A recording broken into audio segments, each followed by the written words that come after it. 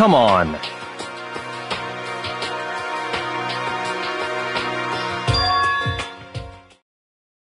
Indeed.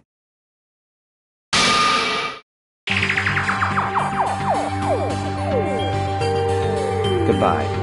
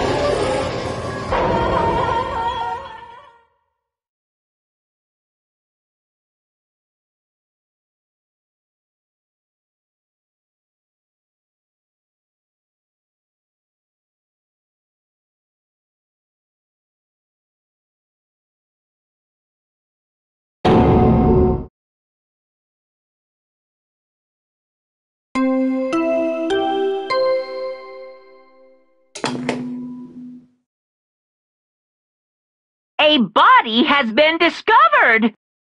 After a certain amount of time, which you may use however you like, the class trial will begin. It's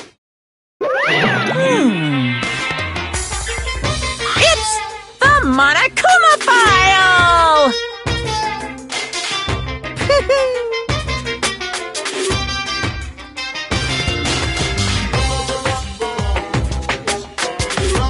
What?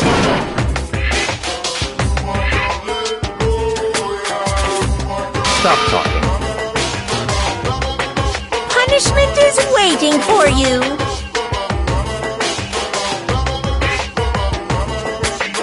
See ya later!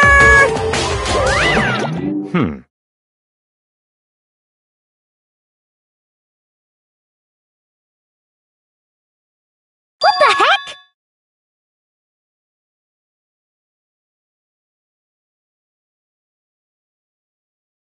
That's terrible!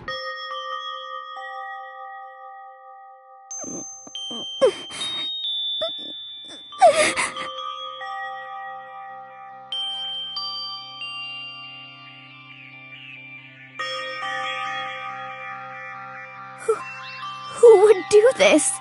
Why? Why?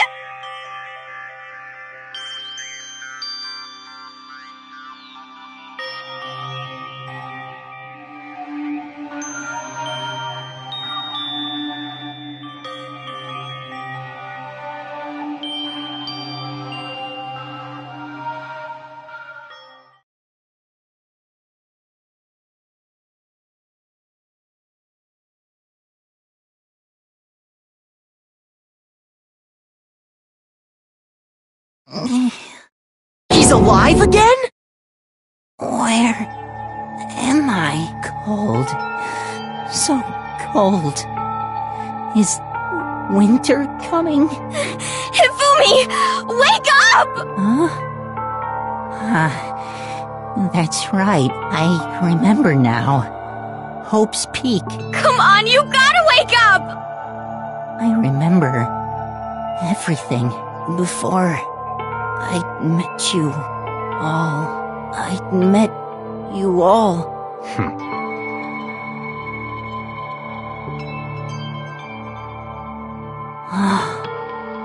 The light, it's reaching out to me like the tail of a comet. Hey, Hifumi! Who was it? Who attacked you? Who tried to kill you? Who killed me? That's right. I remember. Their name. Yasuhiro.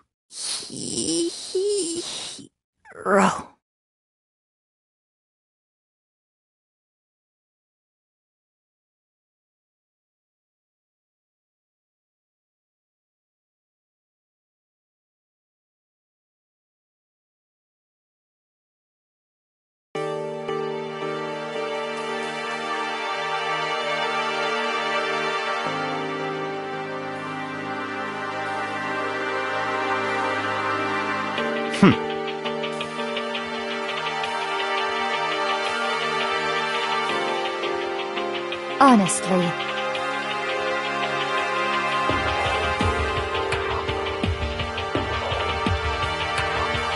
Stop talking.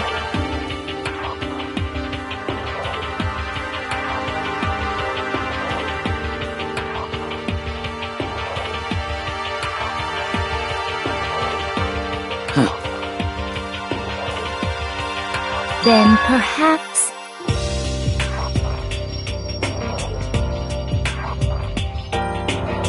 So in other words,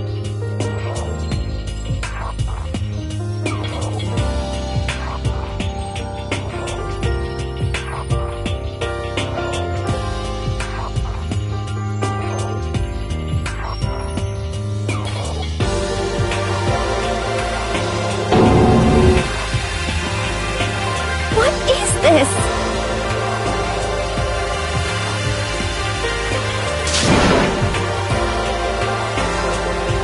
that's fine.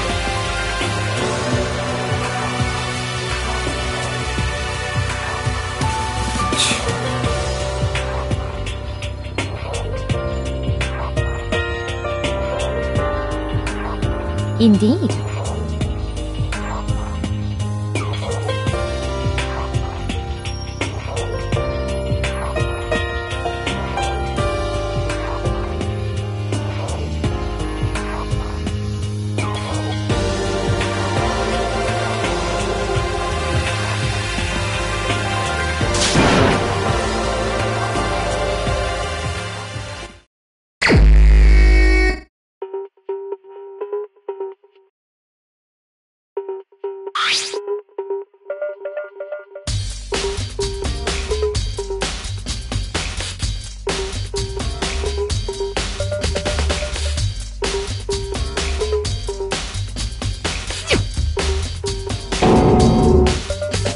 Very strange.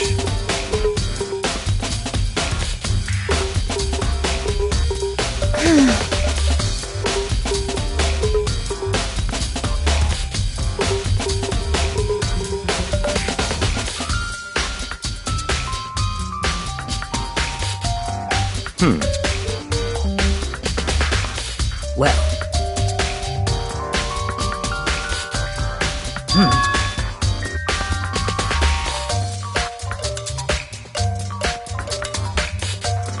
Perhaps.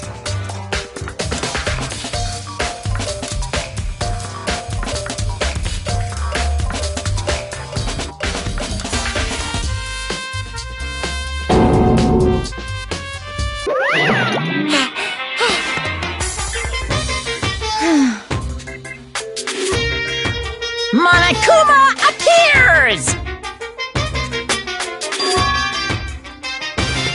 Yep.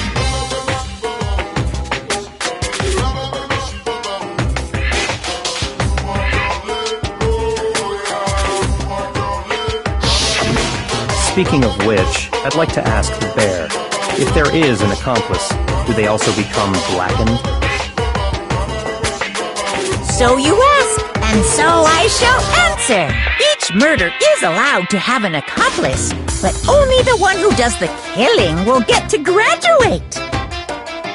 So in other words, two people can work together, but one of them has no chance of profiting from it.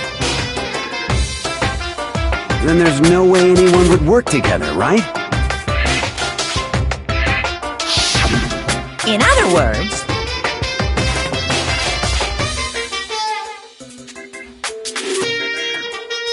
So then, hey,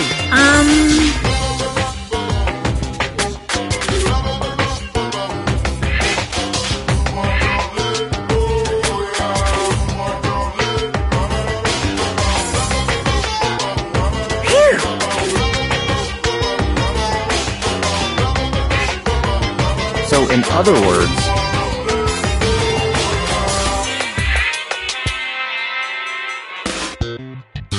well,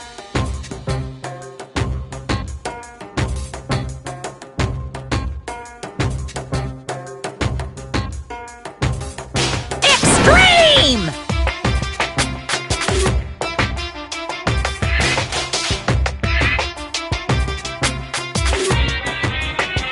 Well now,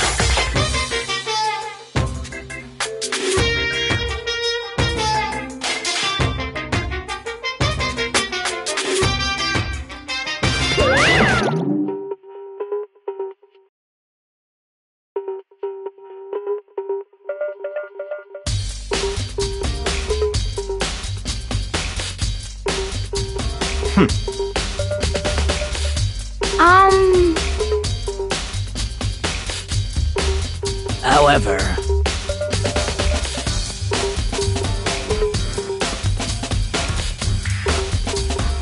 Indeed.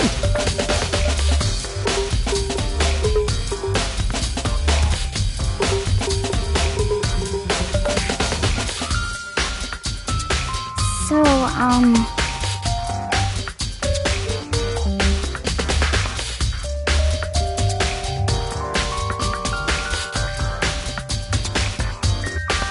what?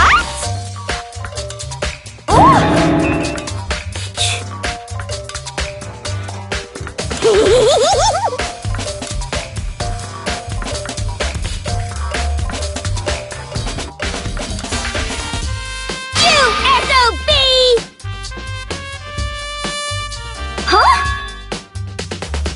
You've gotta be kidding! What the heck? What?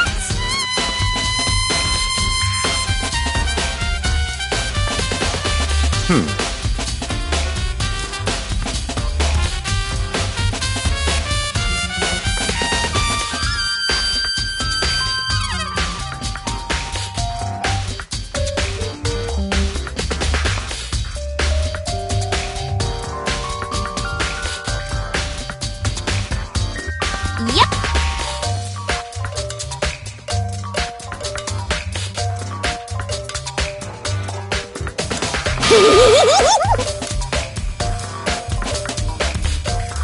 What are you saying? Let's see.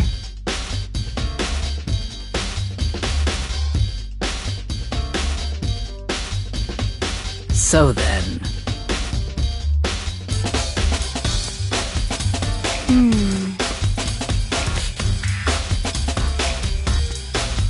it's all clear now.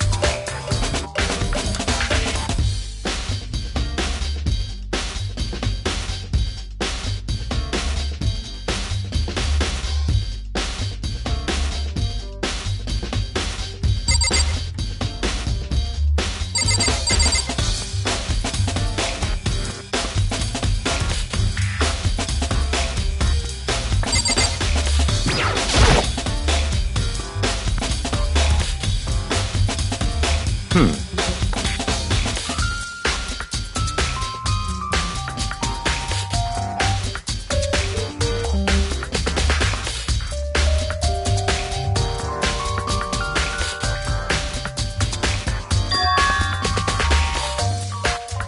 in other words,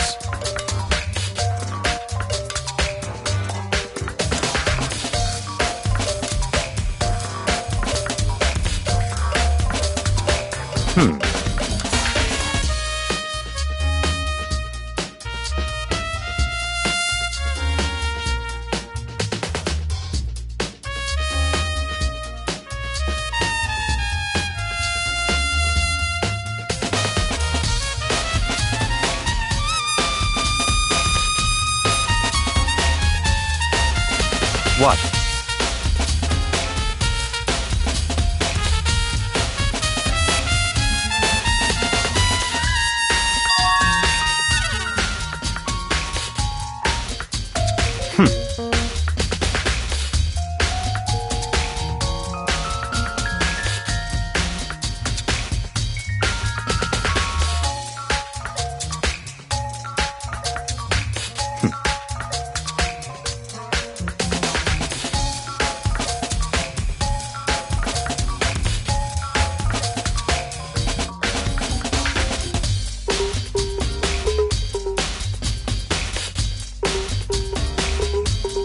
What?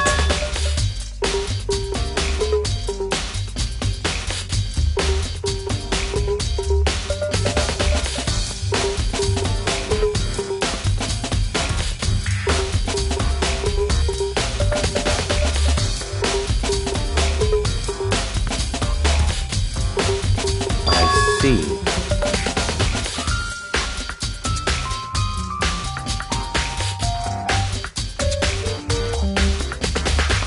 That's enough.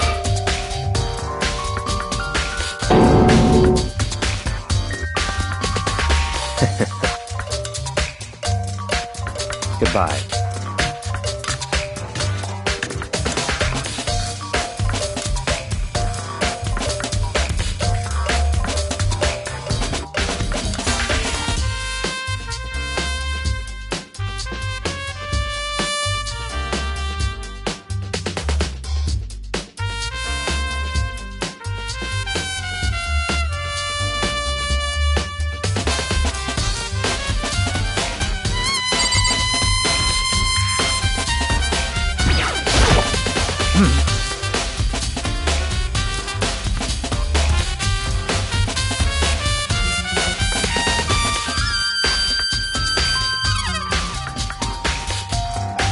So then.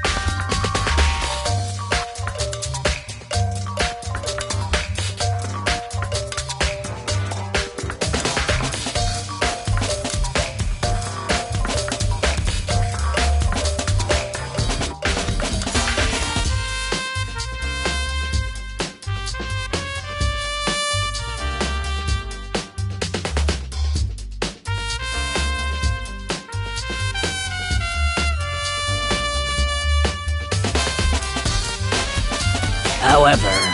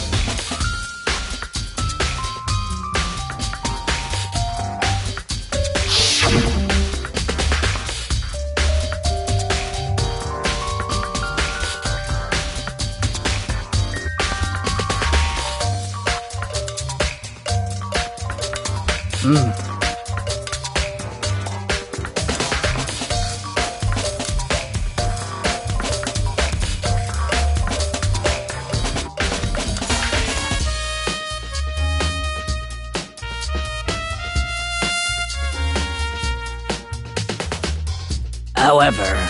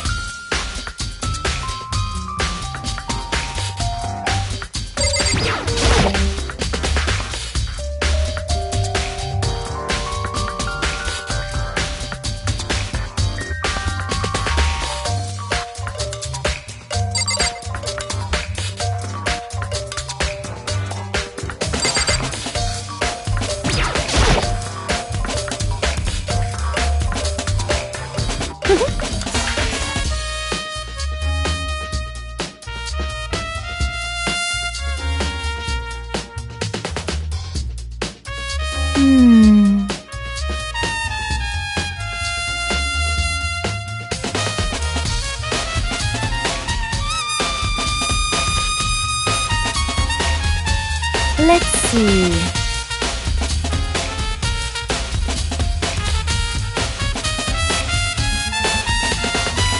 Yes, indeed.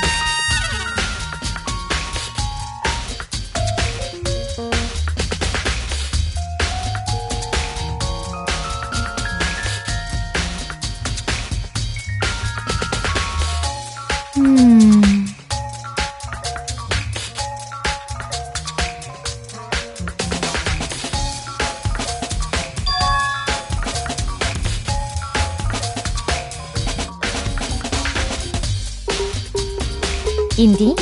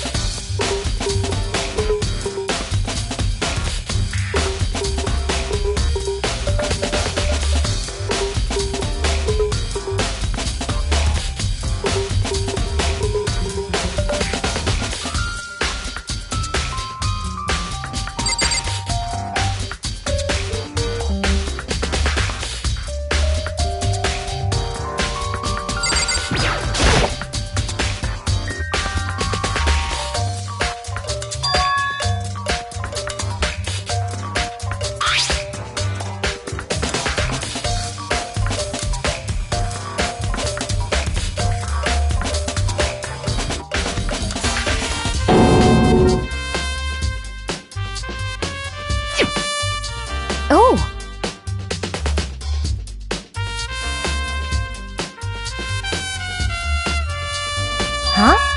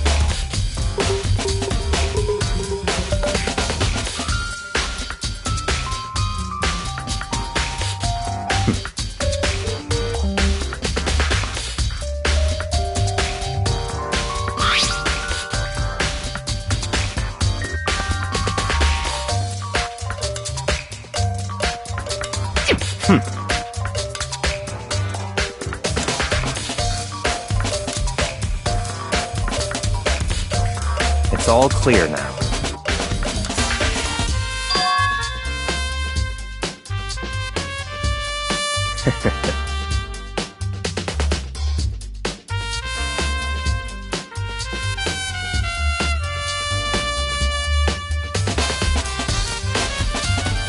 Goodbye.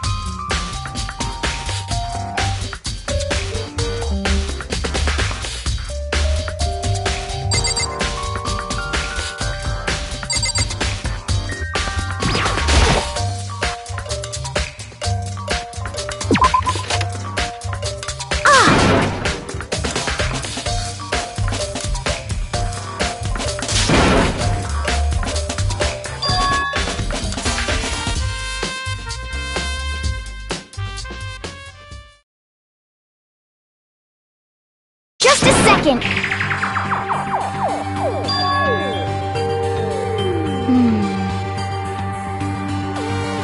Okay.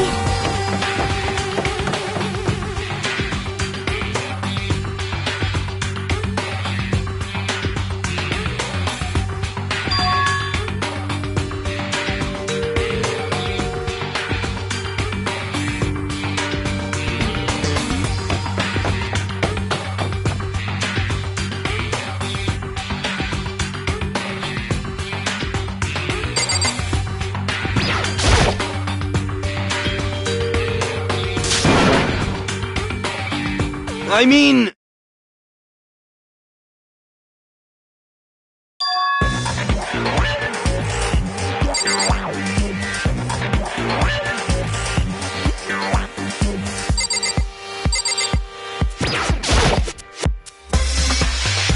Huh? Oh, hey, Makoto! Huh?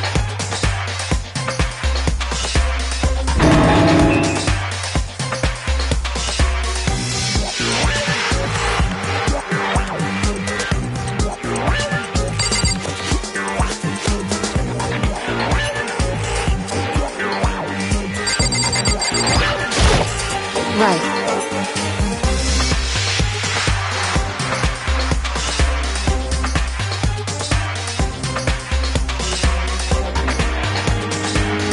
Don't be mean!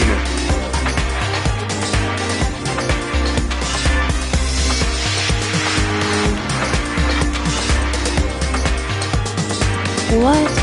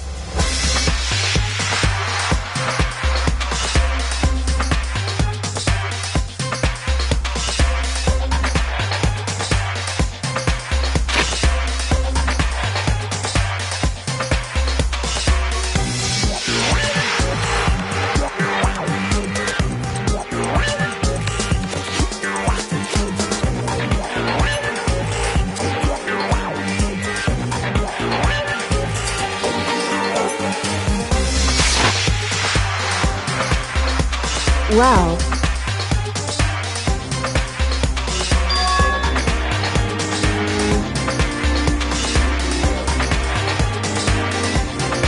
It's nothing. Hey.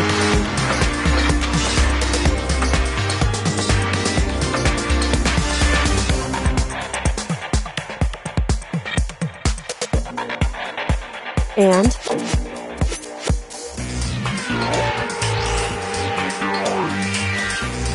I mean...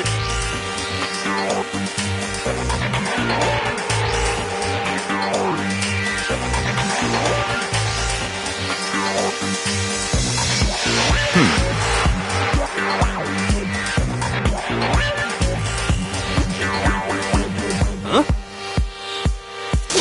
Let me out of here!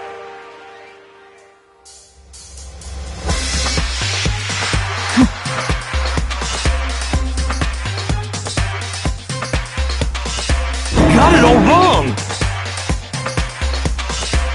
It would seem...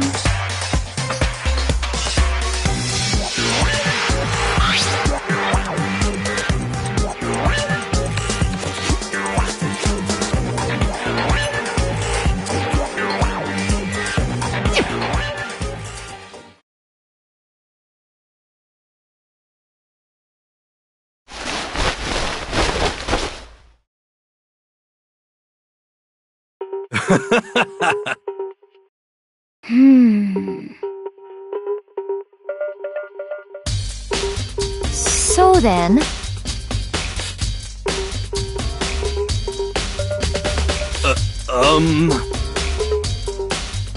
Honestly.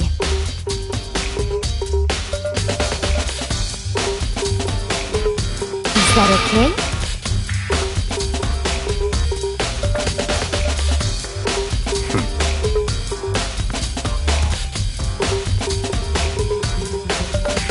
Could it be...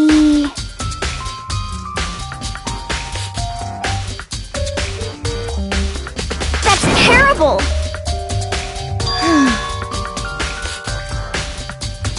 Just the worst. What?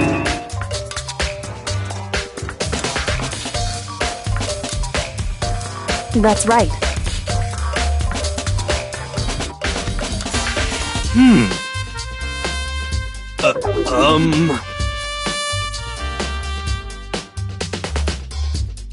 What the heck?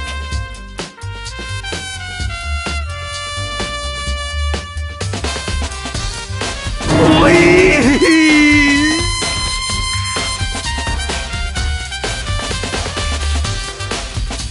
What are you saying?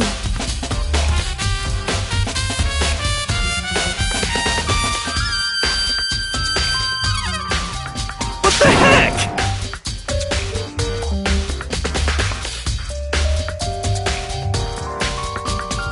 Okay.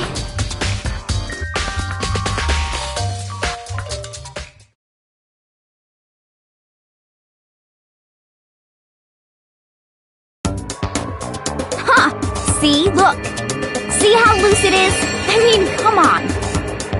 I'm blind as a bat in here. Can't see my feet at all. I'm surprised you got anywhere in this thing. I'm telling you, it wasn't me! And not to mention, you totally can't bend at the waist. Seems like a pretty obvious oversight. That's not a very nice thing to say. I mean, it's not like I made it. I just got caught up in the moment. Well, either way, now we know for sure, right? I mean, it seems pretty clear that nobody but Hero could have fit into this dumb costume.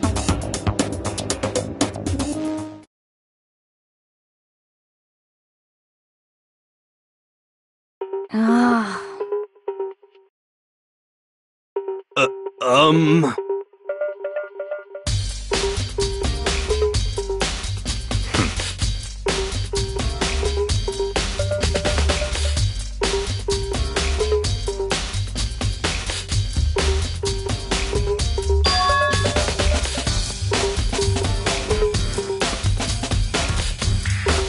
Just a second!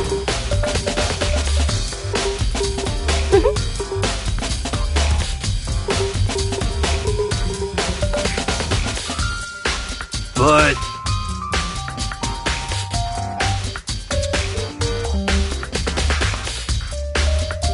Honestly.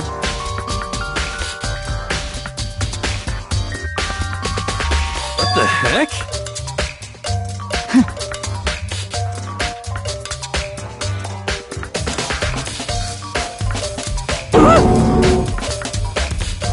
Just the worst.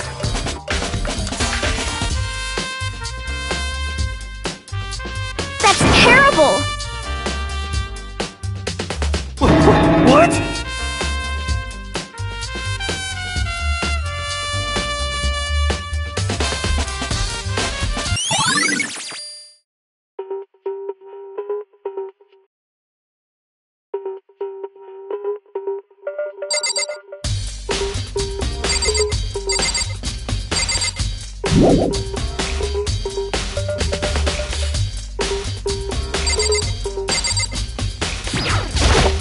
Oh!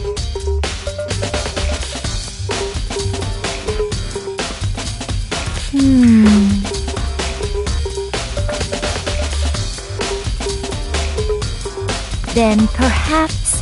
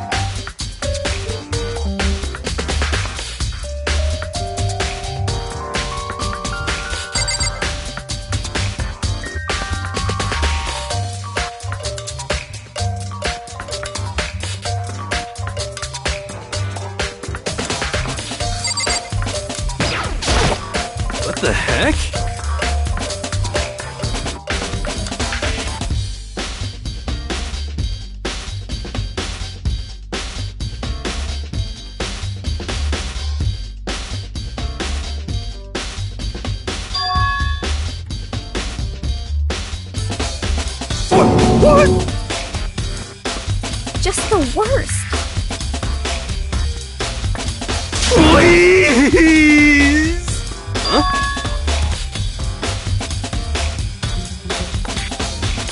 How about that? So then,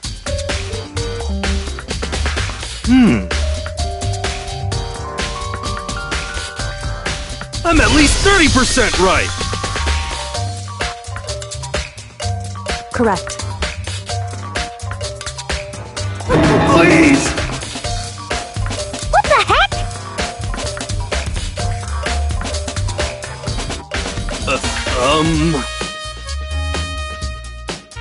Oh, so then.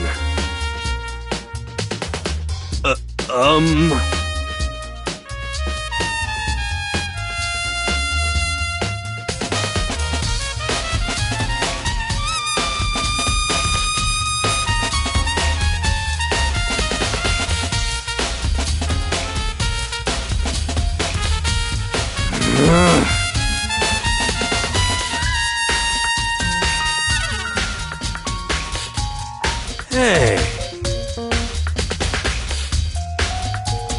Just the worst. So,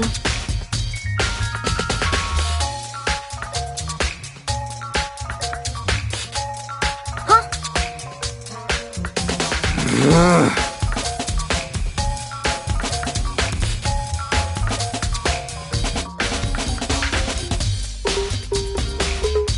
Ah.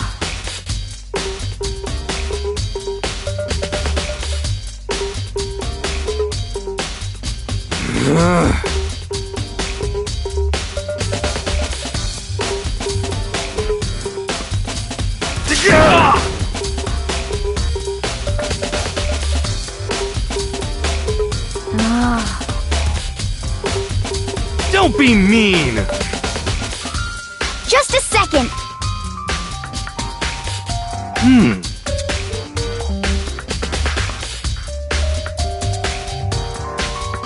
No way!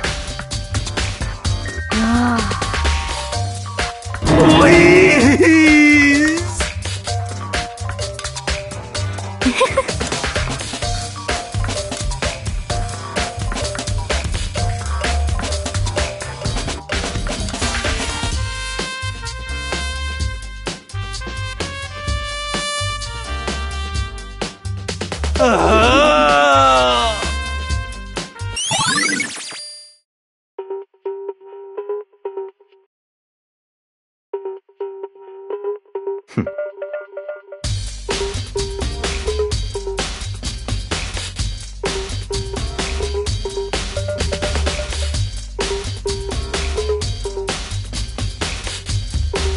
What the heck?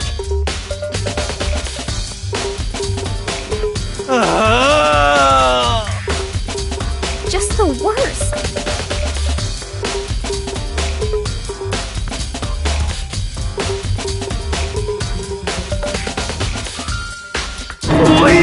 Please! What are you saying?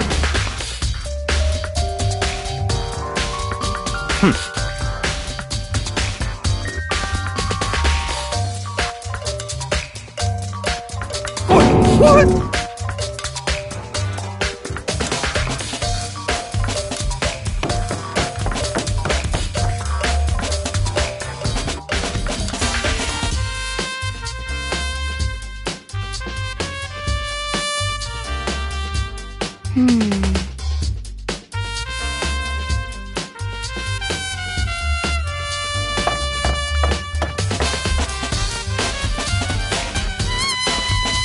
Makoto.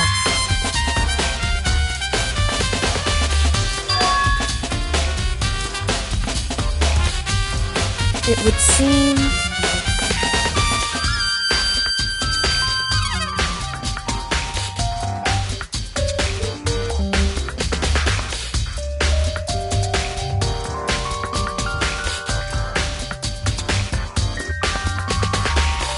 Why is that? Anyway...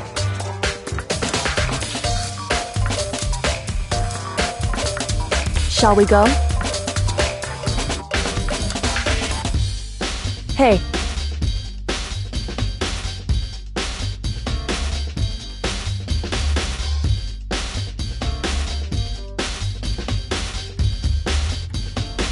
Correct.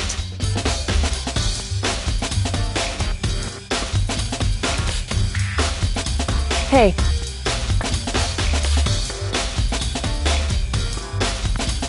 Anyway...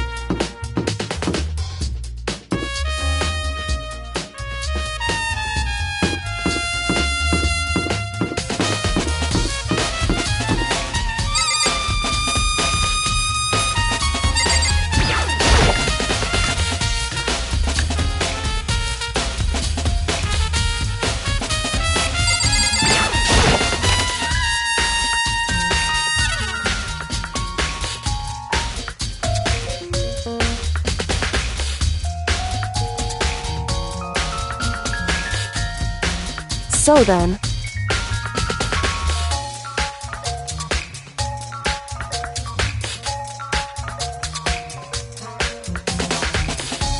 I knew it.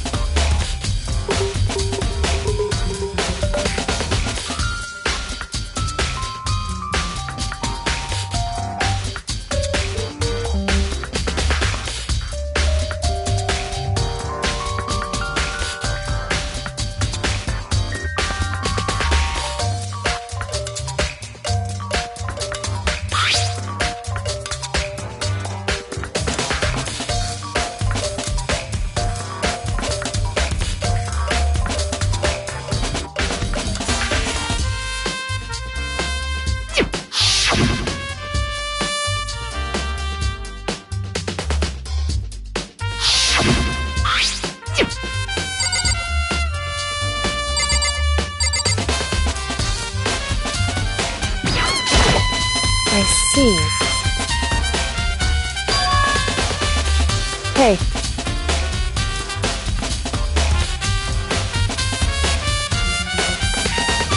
Whew.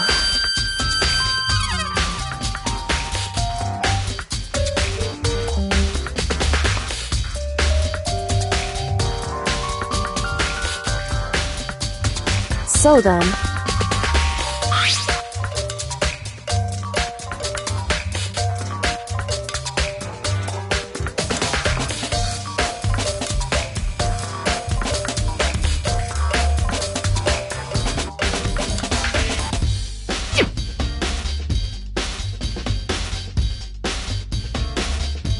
That's right.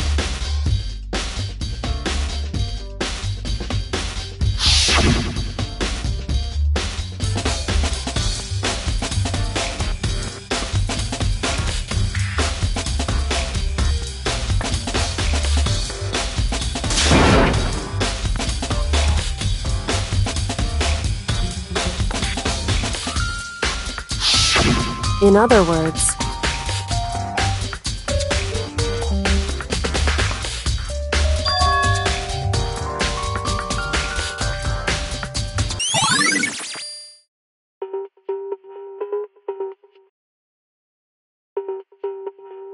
However...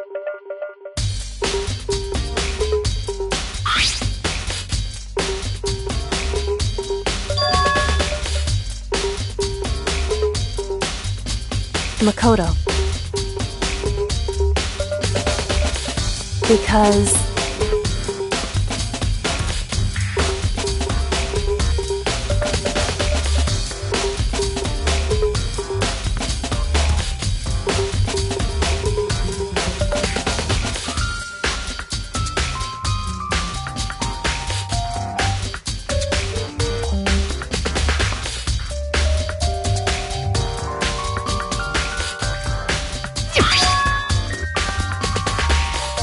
Hey.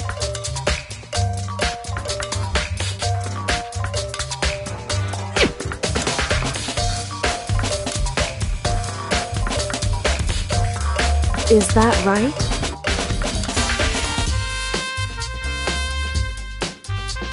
So then...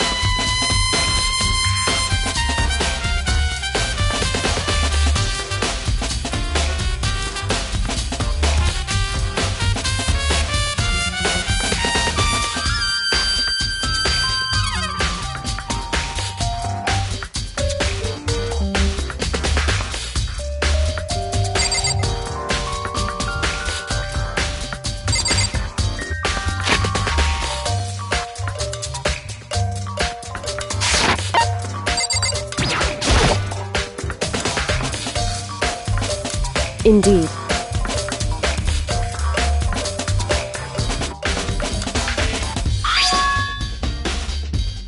That's right. Indeed.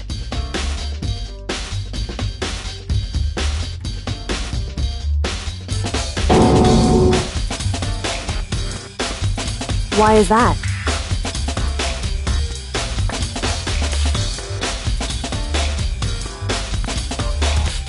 Hey.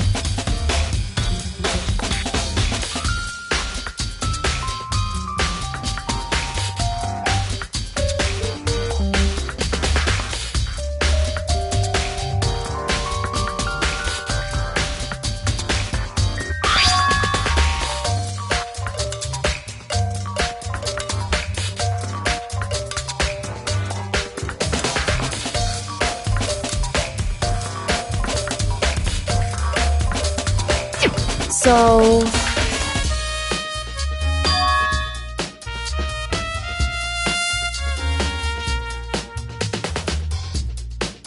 However...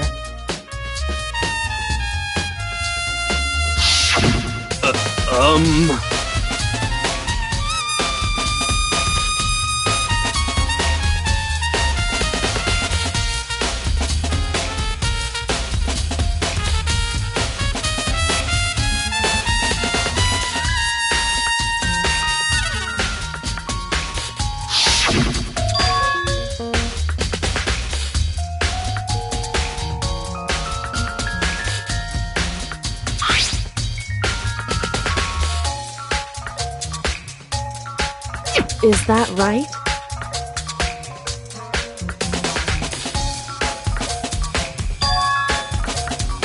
So...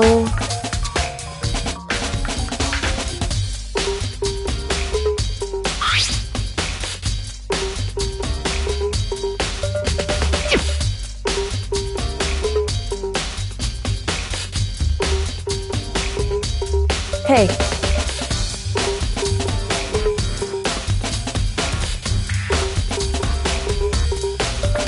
So then...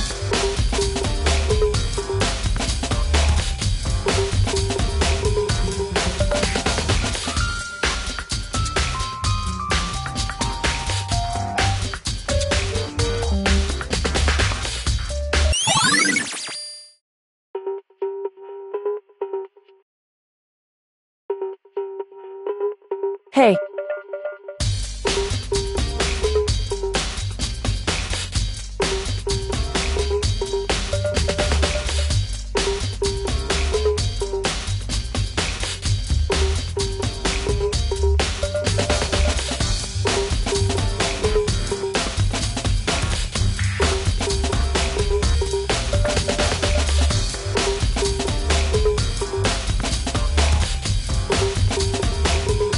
Is that right?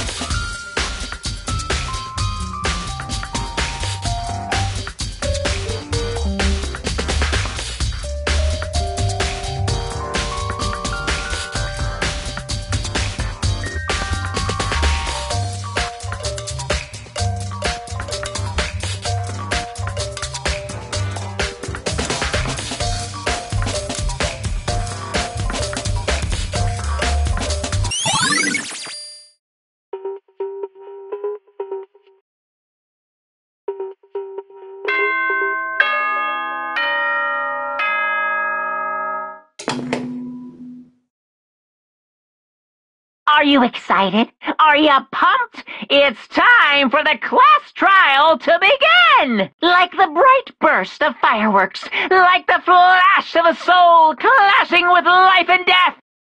And so, with no further ado, everyone please meet at the usual spot. Make your way to the red door on the first floor of the school. See you soon! It would seem...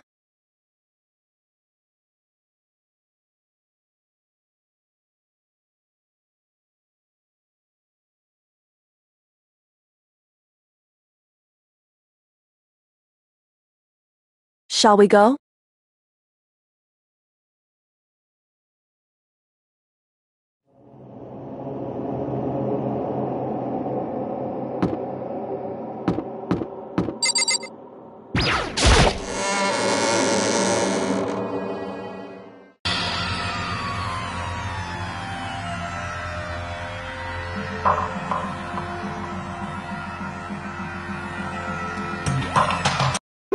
Monokuma appears! Wrong!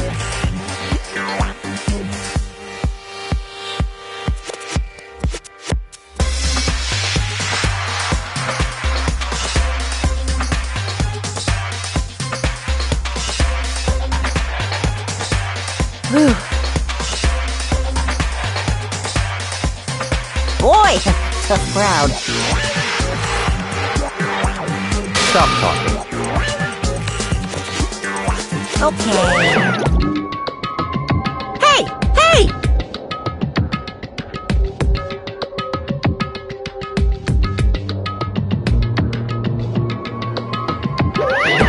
Let's go. Please! What the heck?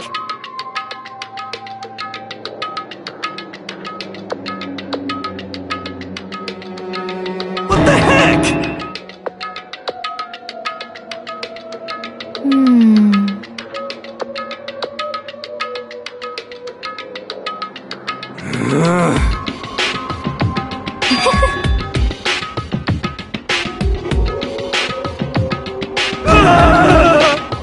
Hey.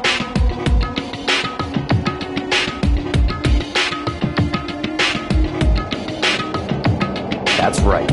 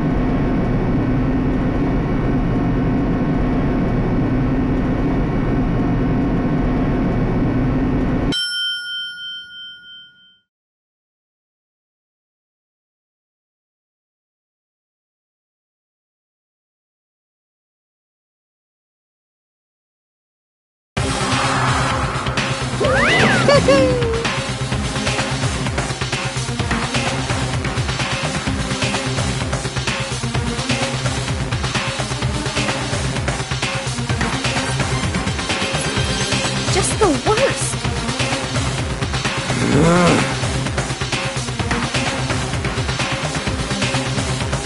What? Come on.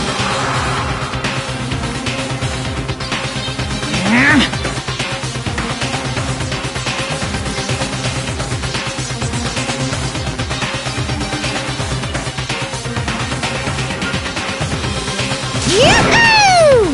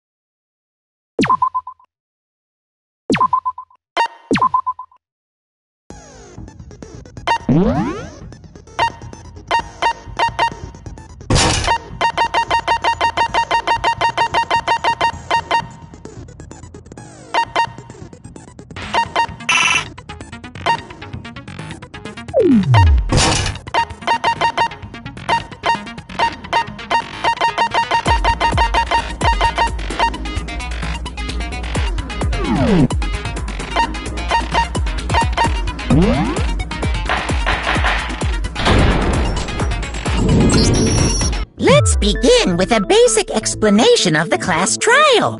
So, your votes will determine the results. If you can figure out who done it, then only they will receive punishment. But if you pick the wrong one, then I'll punish everyone besides the blackened, and the one that deceived everyone else will graduate.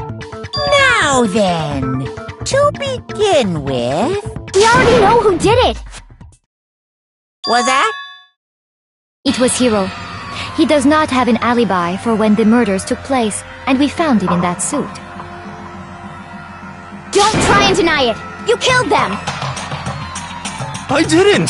Someone knocked me out! I was asleep the whole time! I don't know anything about it!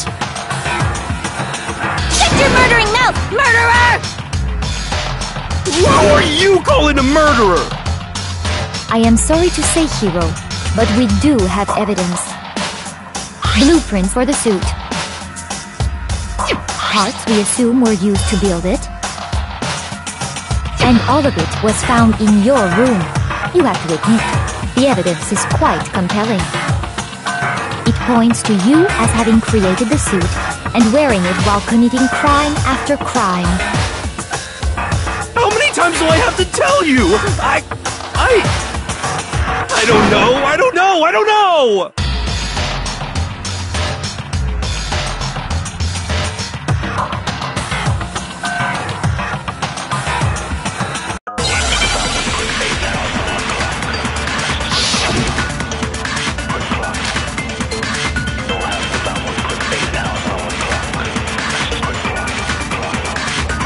Everything we found in your room. The blueprints, the suit parts, they are all proof.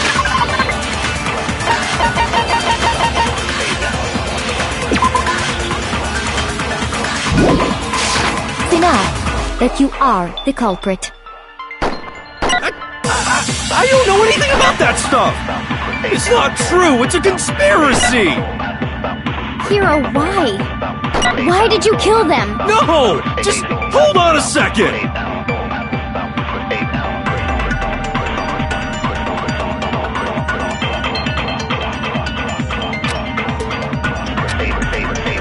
Everything we found in your room.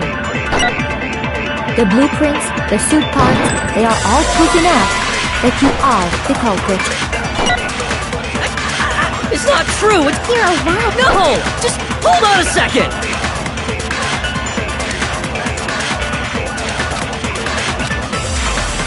Everything we found in your room. The blueprints, the suit parts, they are all proof that you are the culprit. It's not true! It's... Hero, why? No! Just hold on a second! Everything we found in your room. The blueprints, the suit parts, they are all proof enough. No, it's wrong!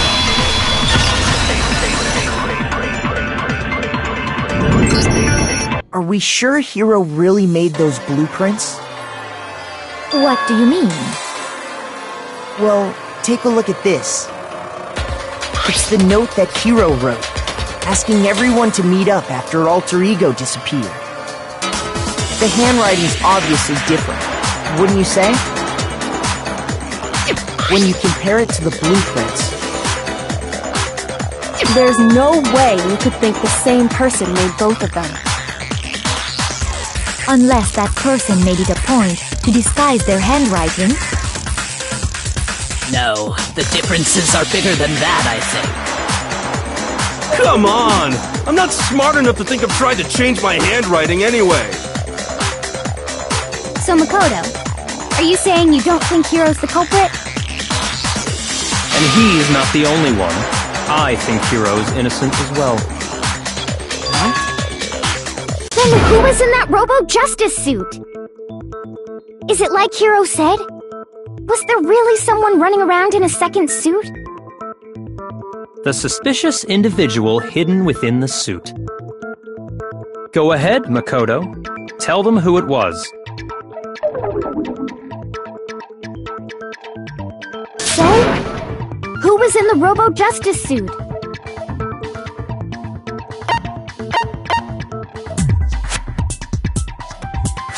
I got it! Other than Hero, I can't think of anyone else it could have been. Obviously, he was the one in that particular suit, and we never found any kind of second suit. Then there can be no doubt. Hiro is the prime suspect. That doesn't make any sense! You just said Hiro didn't do it! It makes perfect sense. Hiro was the suspicious individual in the suit, but he's not the culprit. So what you're saying is... That's right. The culprit in this case has nothing to do with being in the Robo-Justice suit. What? Now that's a bold assumption! And what reason do you have to make such a statement? You do have a reason, yes?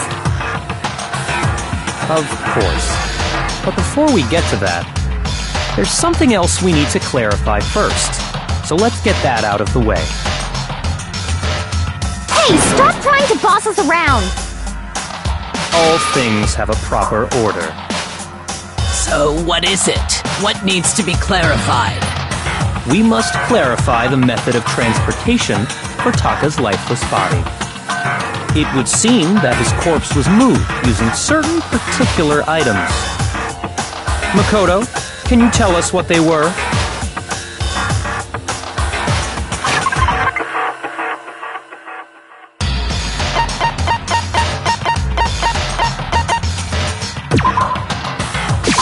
I got it!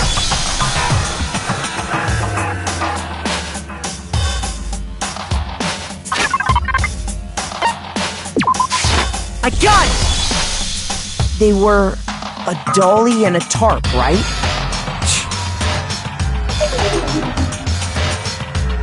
So, let's see if I can explain.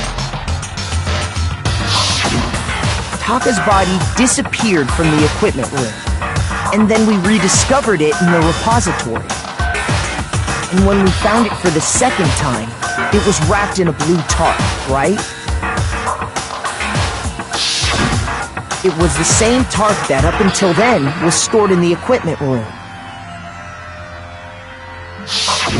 So the killer must have seen it there, and decided to use it when they moved Taka's body. That way, they wouldn't leave any bloodstains while they were moving it. Okay, that explains the tarp. And the dolly? Same thing. I'm sure the dolly was in the equipment room when we first found Taka's body there. But when the body disappeared, so did the dolly. Later, when Taka's body reappeared in the repository, so did the dolly.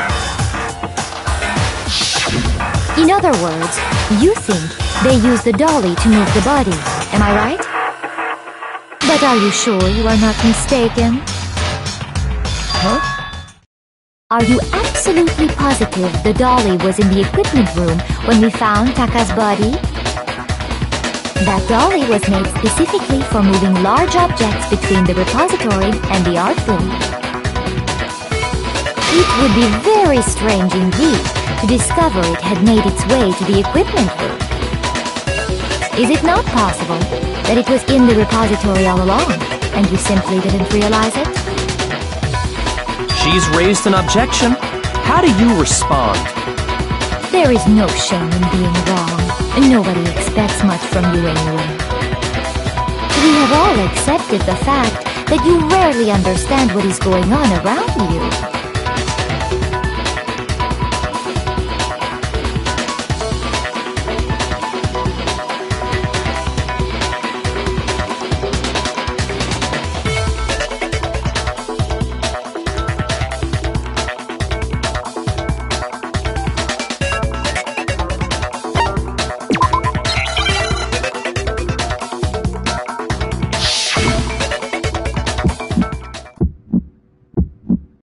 You have it wrong! I cannot agree! You are a fool! So pathetic! Lies will get you nowhere! Do your worst! Away with you! You miserable wretch! I cannot agree! You are a fool! Lies will get you nowhere! Do your worst! You miserable wretch! You have it wrong!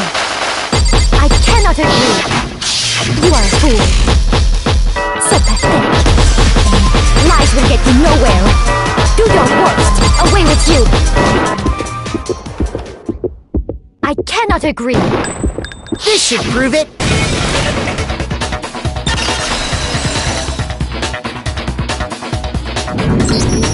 If you're asking for proof that the dolly moved, I have it right here.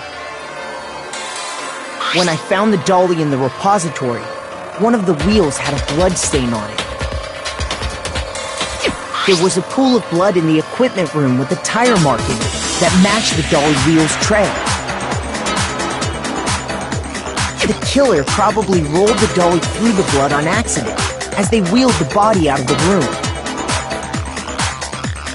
And as the blood dried on the tire, they moved the body into the repository. So there's my proof that the dolly was used to move Taka's body.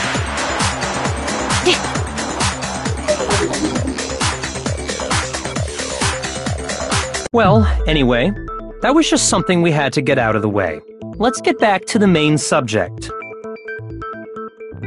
Yeah, the subject of how Robo-Justice didn't do it.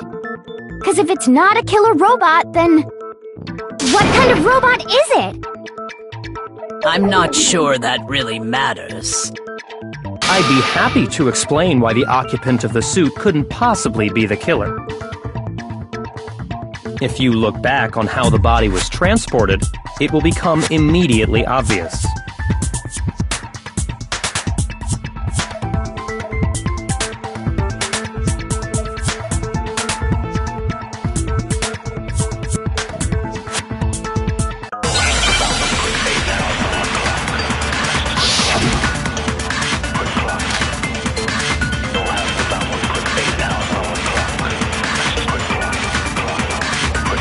As we know, Taka was killed in the equipment room. And from there, the body was moved to the repository, correct? Yeah, the culprit wrapped the body in the tarp, then loaded it onto the dolly and wheeled it off, right? Now, keep in mind that the dolly doesn't have a handle. Well, yeah, but even without a handle, all you'd have to do is bend over. No, it's wrong!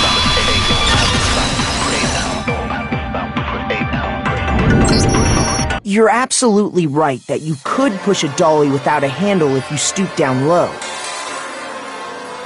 But if you were wearing that suit, Do you think you could actually get into a position like that? What do you mean? Think back to what you said when we were all checking out the suit together. Remember?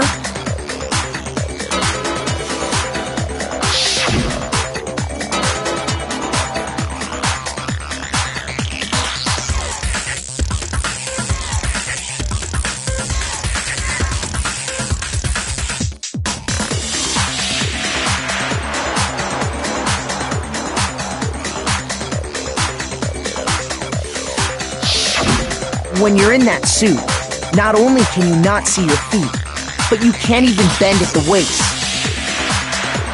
Am I right about that? Now that you mention it, yeah. It seems like it'd be awfully hard to push that dolly if you couldn't bend over. Well, what's to stop you from simply pushing the dolly with your feet? When you can't even see your feet? You really think someone could kick the dolly all that way?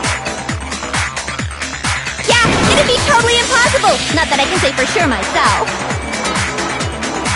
On top of that, if you were wearing such a rigid, cumbersome suit, it's very unlikely you would have the dexterity to go about wrapping the body in a tarp. Well, I mean, isn't that just a matter of taking off the suit when you're ready to move the body?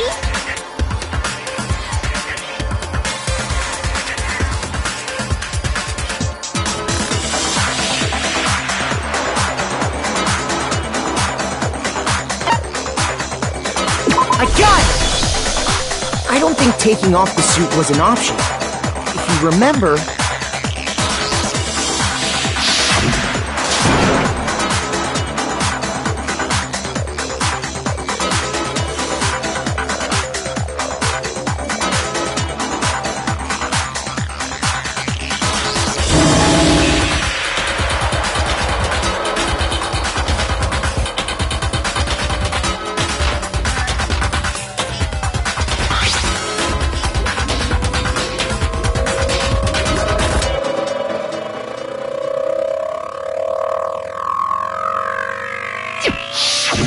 That's true. It seems impossible to put the suit on or take it off without help. Then, you really can't take it off by yourself? Hero wasn't just making it up? Of course I wasn't making it up. If he could have gotten it off by himself, I don't think he would have let us see him wearing it. Showing up in the suit was basically an invitation for everyone to suspect it.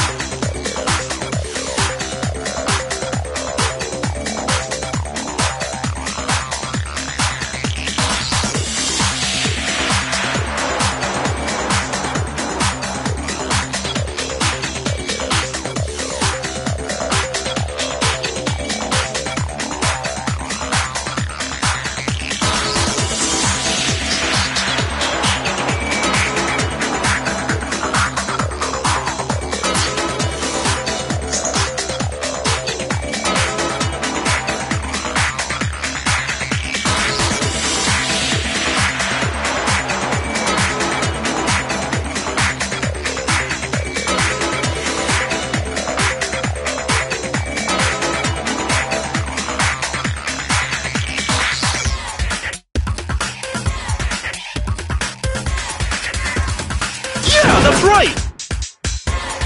So, it's really, really true that Robo-Justice couldn't have moved the dolly? To be clear, whoever did move the body, it couldn't have been Hero in the robot suit, correct? No, wait. Just a second, if you please. Have you forgotten about the picture that I took? You all got a good look at it, did you not?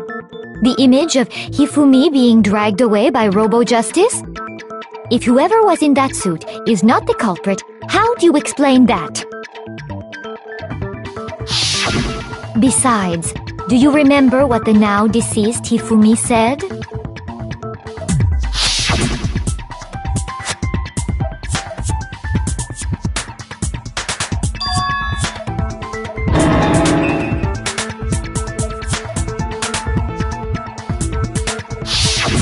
So long as those facts exist, the proper conclusion is beyond question. The individuals inside the suit and the culprit are one and the same. It was Hiro, without a doubt.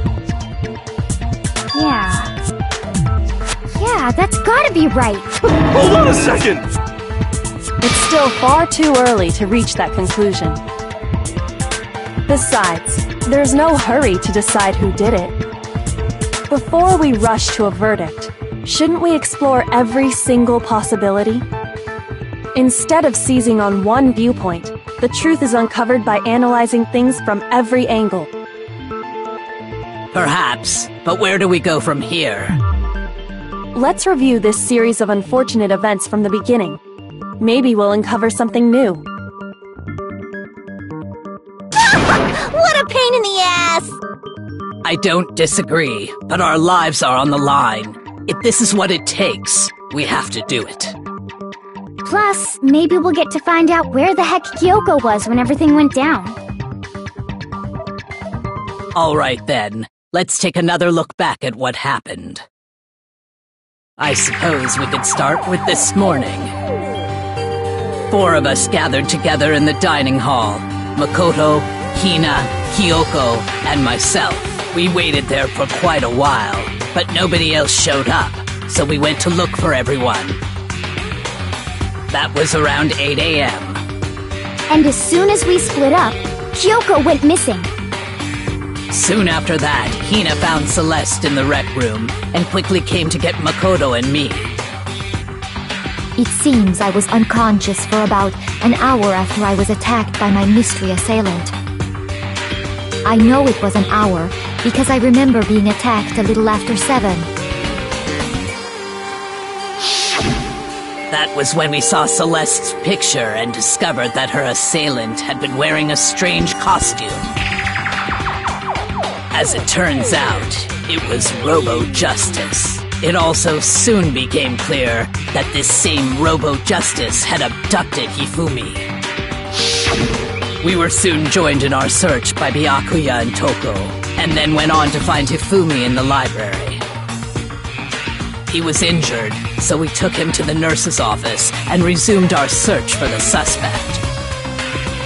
But not long after leaving the nurse's office...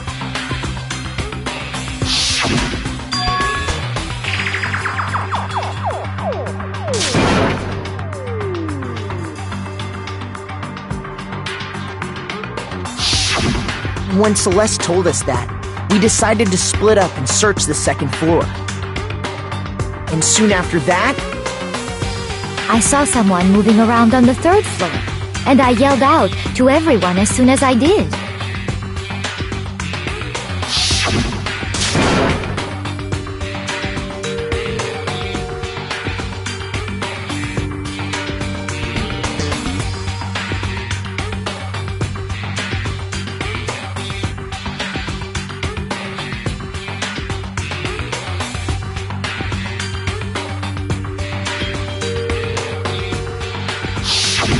And then...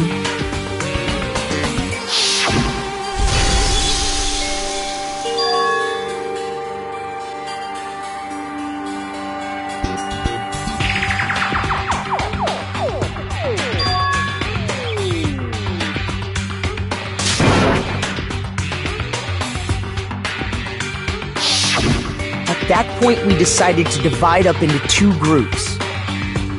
Celeste, Hina, and I went back to the nurse's office, while Sakura, Byakuya, and Toko chased after the suspect. When we got back to the nurse's office, we found Hifumi, dead. And that's when we heard the body discovery announcement. I left Celeste and Hina there and headed back to the 3rd floor to let the others know what had happened. Meanwhile, we had just discovered Taka's body in the equipment room. We must have found both bodies at almost exactly the same time, because we heard the same announcement not long after we discovered his body. And that's when I told you guys about Hifumi. Then the three of us headed for the nurse's office. But right after we left the physics lab, we ran into Celeste, who'd arrived after us, and she told us something very surprising.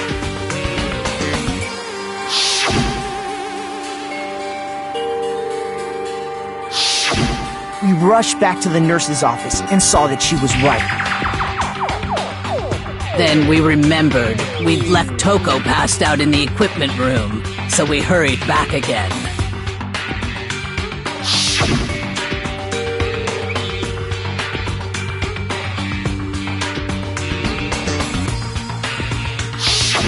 But when we got there, we discovered that now Taka's body had also gone missing. Next thing we knew, we were searching the school for 2 missing dead bodies. And after some time... Celeste informed us that she'd found the bodies, and we all headed to the repository. Which is where we rediscovered the corpses.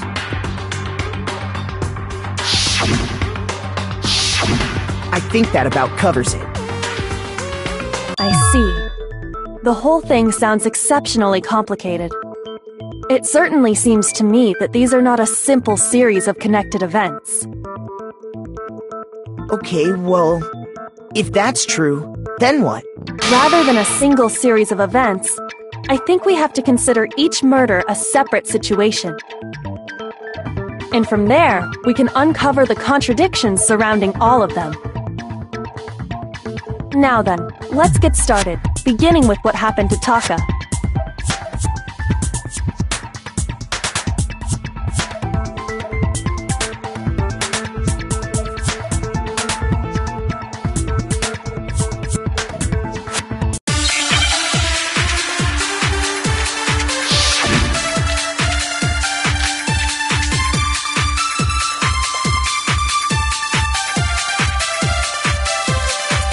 So, regarding Taka's death, I wonder if he died before Hifumi, or perhaps it was after?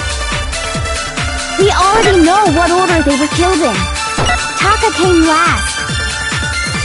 What makes you say that? Because of the numbering of the Justice Hammers. It's true that Hifumi was killed with Justice Hammer 3, while Taka's death came from a swing of Justice Hammer 4. See?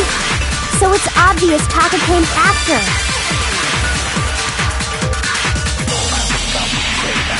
So, regarding Taka's death, I wonder if he died before, or perhaps it was after. We already know what order they were killed in. Taka came last. What makes you say that? Because of the numbering of the Justice Hammers. No, it's wrong!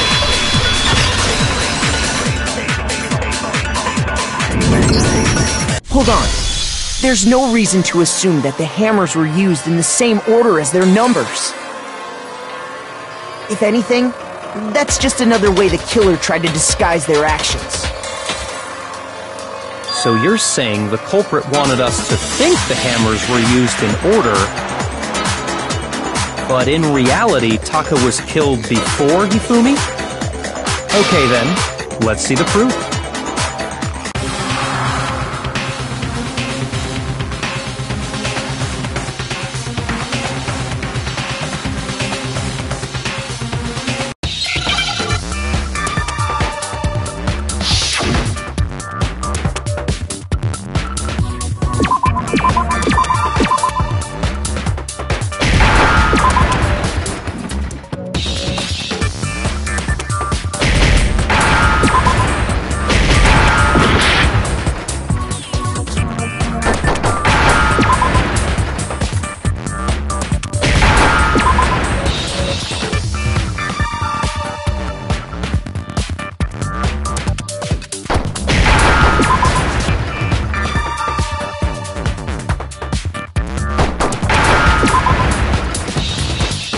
Now I understand!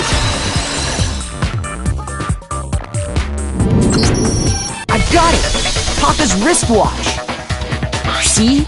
Look! It broke with the hands pointing just past 6 o'clock. It must have gotten broken when he was attacked by the killer. because as of last night,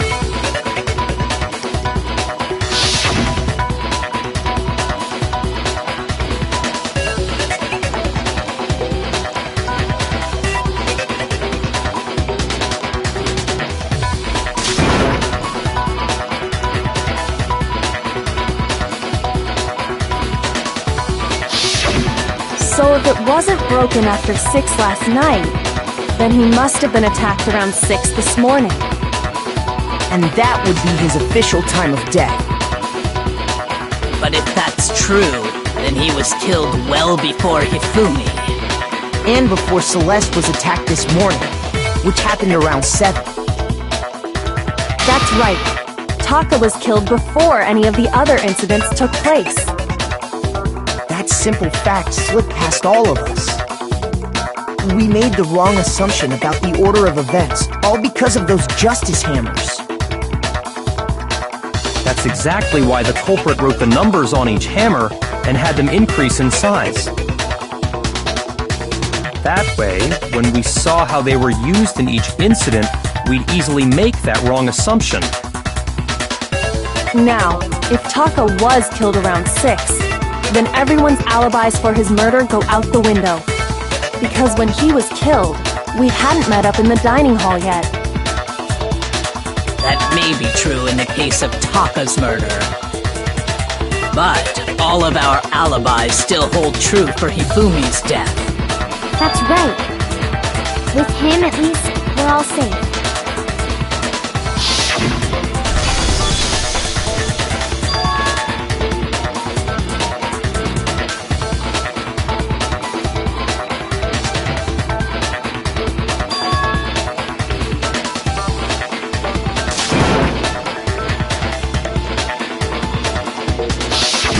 When we heard Hifumi screaming, we were all together. Except for Hiro and Kyoko. Then we all ran down to the nurse's office, and that's where we found his body. That's totally true! We're all in the clear! Oh, I know! They must have recorded him screaming on a tape or something, then played it later on!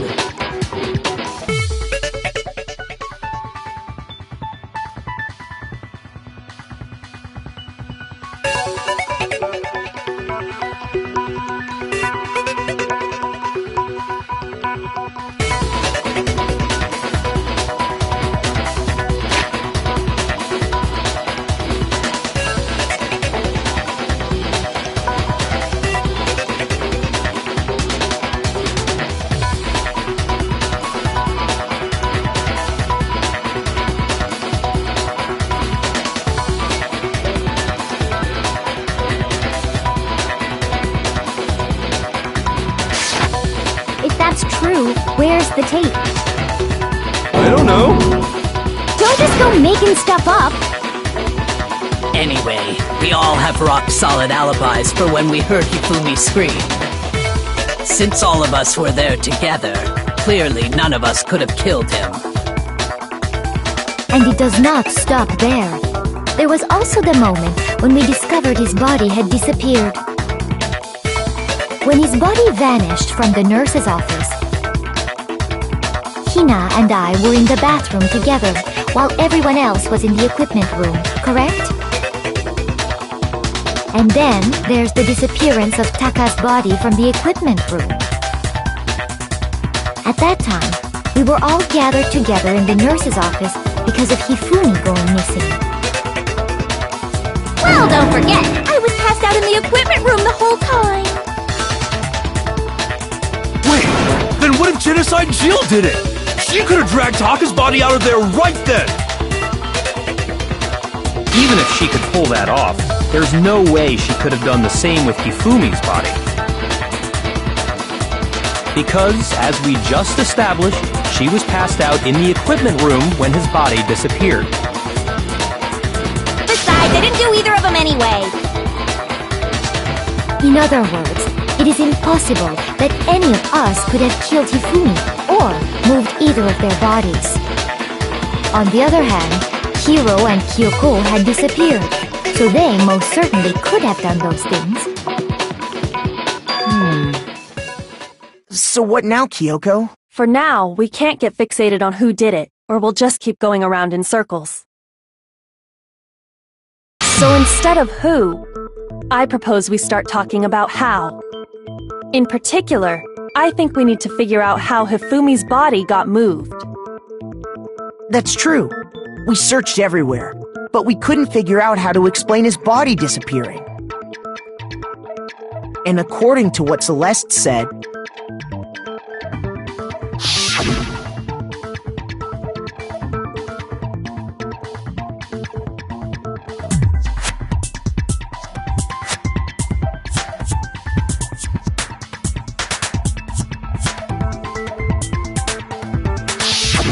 his body apparently disappeared in the 1 minute her and Hina took their eyes off of it. But to carry that much weight from the first floor up to the third in that short amount of time? Oh man, yeah! There's no way! It'd be impossible! Well, what if I told you there was a way to make the impossible possible? What? How? If the dead body were to move itself. The dead body moved on its own? No! Not another... ghost! I don't think it has anything to do with the occult. I think what she's implying is... we thought Hifumi was dead, but perhaps in reality he was still alive. He was... alive? Are you saying Hifumi wasn't carried out of the nurse's office, but simply walked out on his own? But I mean, we found his body. He was dead. Perhaps he was simply playing dead. That... it isn't possible.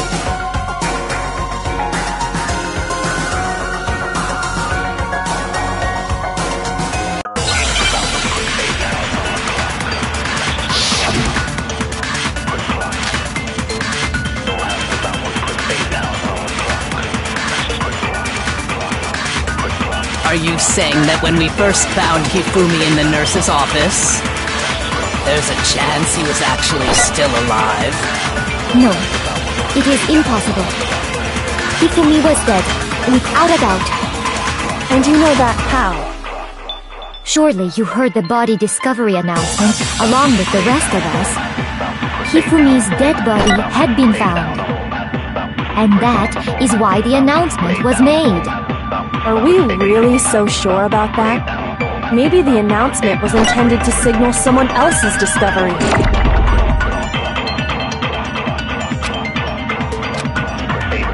Are you saying that when we first found there's a chance he was actually still... No, if Hifumi was dead, and you know that, surely you heard the body discover Hifumi's dead body had been found. no, it's wrong!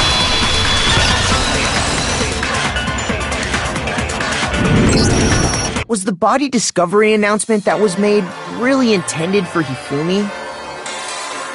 Of course it was. The announcement played right after we discovered his body.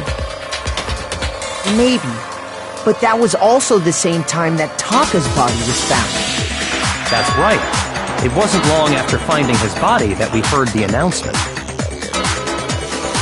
So there's a good chance we've made a mistake in there somewhere.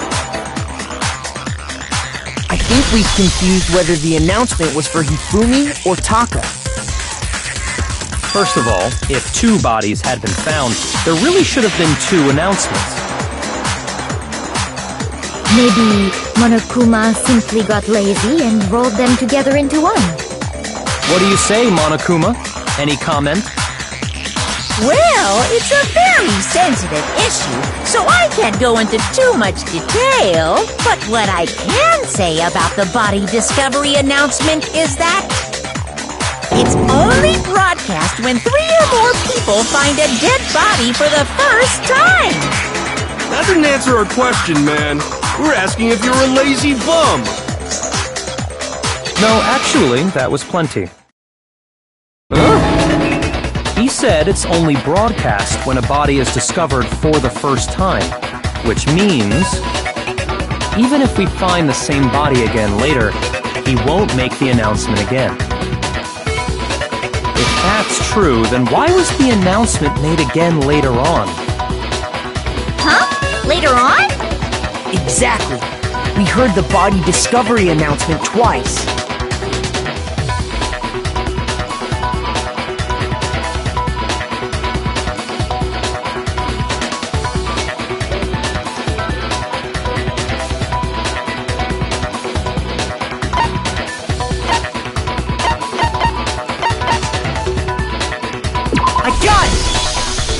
We heard it a second time in the repository, when we rediscovered the two bodies.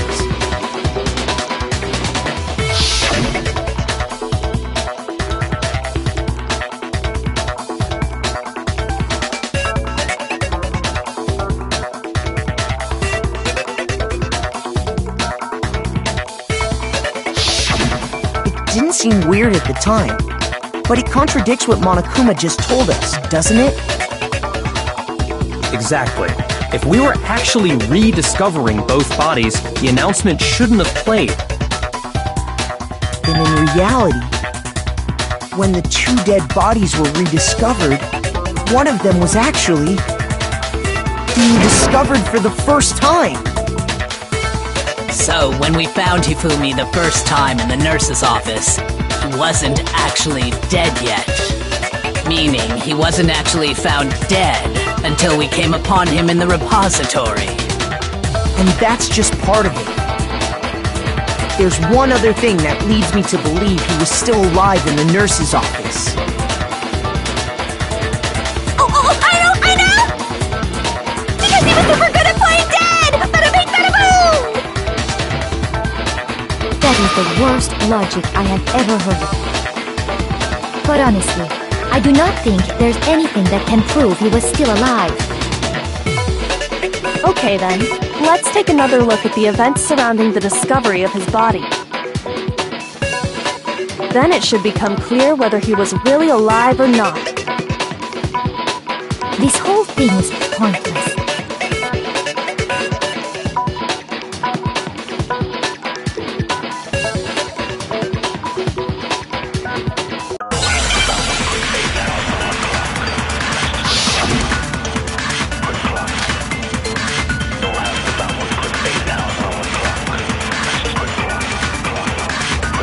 Well, here's one thing we do know. The first time we found Hifumi's body was in the nurse's office. And then, while me and Celeste were in the bathroom, his body disappeared. And the next time we saw his body, it was in the repository. But when you compare his body before being moved and his body after being moved, other than the change in how it was positioned, there was no notable difference. No, that's wrong!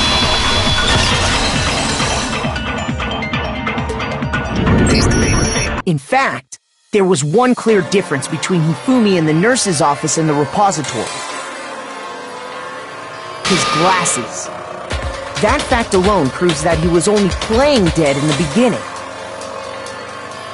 Perhaps you'd like to fill the rest of us in? When we found Hifumi in the nurse's office, his glasses were covered with blood. But when we found him again later in the repository, they were spotless. And I found the item he used to wipe them clean in the nurse's office trash can.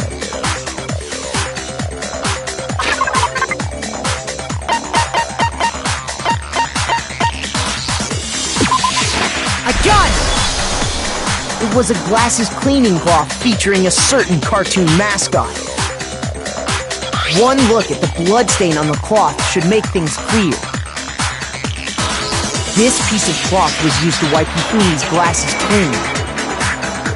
And the mascot on the cloth is the same one that's on the digital camera, right? And whose digital camera was it? Hifumi's, of course. The character was Princess Piggles from Demon Angel Pretty Pudgy Princess, I think. I highly doubt anyone but Hifumi would have brought something like this to school. I see your point. And the only people here who wear glasses are... I wouldn't be caught dead using a tacky piece of garbage like that. A few tissues is all I need to keep my glasses clean. Then there's no question. It belonged to Hifumi. So what you're saying is... What exactly? What I'm saying is, the blood on his glasses was wiped away using his own glasses cleaning cloth. Even if that is true, it does not mean he wiped the blood off himself. But who would benefit from a clean pair of glasses other than the glasses owner? That's a good point. And it must have been him, right? So let's assume that Hifumi was still alive in the nurse's office. He pretends to be dead. Then when he's alone, he wipes his glasses clean so he can see. Then he stands up and walks out on his own 2 feet. And with that, the impossible task of moving his copious corpse becomes possible, wouldn't you say? But then, if he was just pretending to be dead, what was with all that blood? Was it paint or something? The fridge in the nurse's office contains packs of blood for emergencies. He probably used one of those. He figured if he was gonna play dead, he should go all out, so he just dumped it everywhere! But he got crazy with it and had to wipe his glasses off when he was done! God, what an idiot! And if Hifumi was still alive at that point, the disappearance of Taka's body is easily explained. It should be perfectly obvious who must have moved Taka's corpse.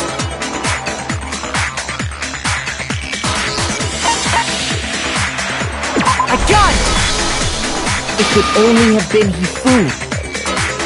While we were all gathered in the nurse's office, he went to the equipment room and took Taka's body. That also explains how the door to the repository got locked.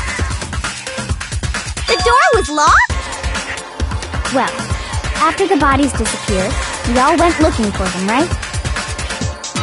So me and Sakura headed for the repository. But when we got there, the door was locked. And the repository door can only be locked from the inside. Which means, when Hina and Sakura got to the repository, someone was already inside. And it could only have been Hifumi, who'd just finished stashing Taka's body there. He convinced us all he was dead, and when he saw his chance, he dragged Taka's body to the repository. So, Hifumi wasn't just another victim in this case. He was one of the assailants. But that means he took part in the murders. I just can't believe it. If you're having trouble, would you like me to show you one more piece of evidence? There's more? Oh, absolutely. The single biggest fact pointing to his involvement has yet to be revealed. You know what I'm talking about, right, Makoto? The item he took off of Taka's lifeless body?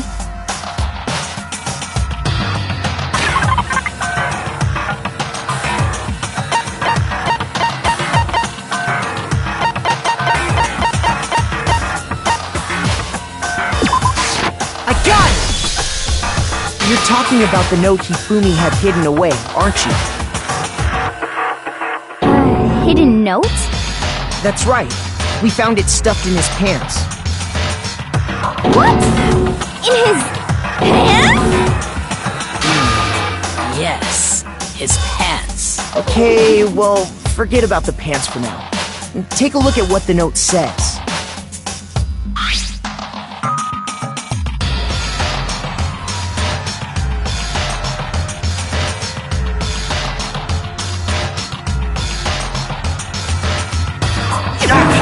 That's the note I was telling you about! The one that told me where to go! Huh? Wait, this one's a little different. In my note it said, Monokuma can't find out, so don't tell anyone else for now. Let's meet in the rec room at 1 a.m. see. Then this note isn't the same one Hiro got. It's not the same?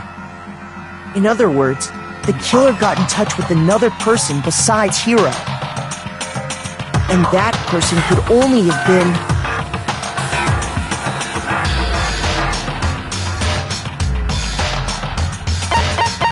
I got it! That's right! Taka! The killer used this note to draw out Taka and murder him. Hello? Over here! Objection! Objection! I don't really understand what's going on, but Hifumi had that letter, right? So whoever wrote it wasn't drawing out TikTok, they were drawing out Huffy! Just to be clear, TikTok is Taka and Huffy is Hifumi, right? Ugh! Yes! Why must you ruin it every time?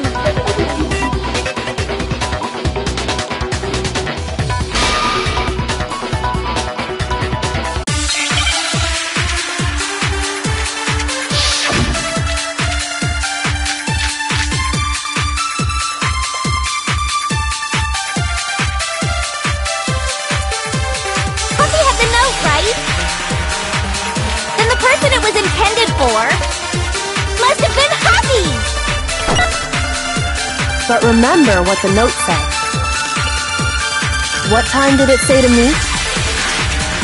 6 a.m., I believe. The time doesn't matter! The note has nothing to do with TikTok! No, it's wrong!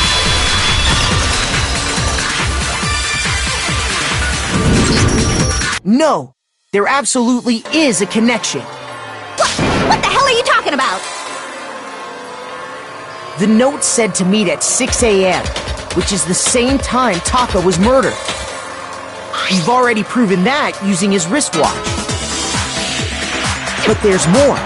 Look where the note says to meet. The equipment room, right? Which is where Taka was killed. I see. So, Taka was murdered at both the time and place written in the note.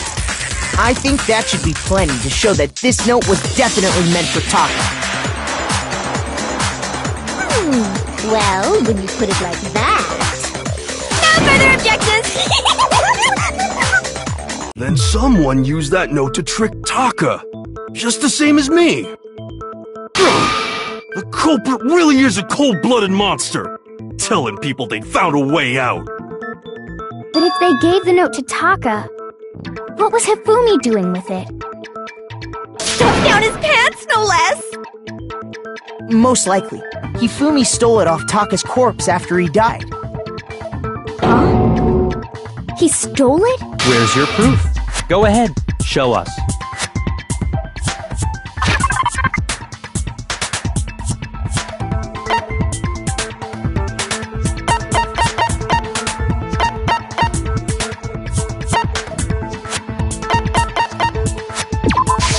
I got it! When I searched Taka's body, I saw that his